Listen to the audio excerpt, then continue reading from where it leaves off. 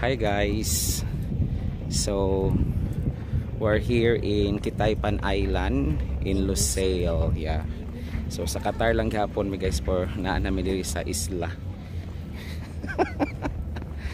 And then it's a very nice place, no? It's a nice place. Pwede ka mag-strolling, Yeah, mag-walking, jogging. Tapos pwede ang po maglingkod-lingkod Yeah, lang while having your kara, or labi na kay bugnaw na ang panahon. Yeah, very nice siya. Mura po siya Cornish. yeah, kaya namin mga chairs. Yeah, na siya mga bench. chair, na siya mga benches. Tapos na toilet. So right now we are walking on the seaside.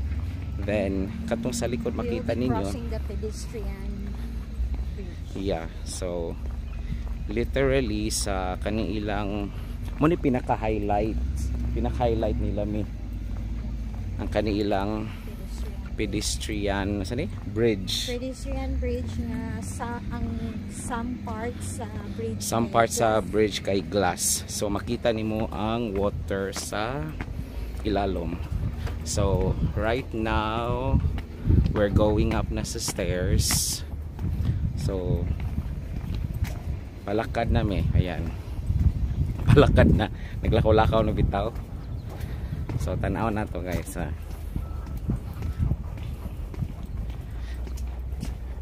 Si Carol nasa likod. Ayan. So literally para sa tao ra siya nga bridge. Of course, no. Dili siya pwede sa mga kan. So ang ilalom ana niya try dagat na. Then glass.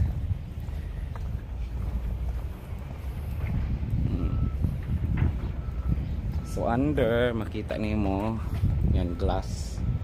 So water napoy part nga wala glass. Carol,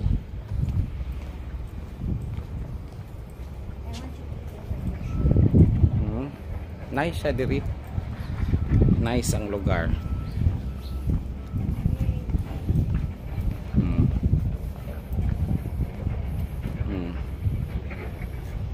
Just look around. So sa mga naa diri sa Qatar karon nga wala pa ka-explore diri arat na guys. Bring your family, bring your friends and explore the pedestrian bridge here in Kitaypan Island sa Lusail, Qatar. Ayan, mana siya. Yan lang guys. Bye bye. God bless.